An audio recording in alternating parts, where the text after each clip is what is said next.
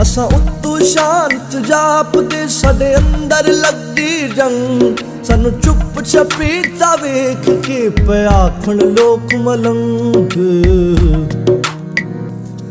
असां खुब्बे गम देखो बड़े साडे लंबे हो गए केस पाताने बाणे सोचदे असां बुनदे रहंदे केस हुण छित्ती दौड़ी बुलिया साडी सूली टंगी जान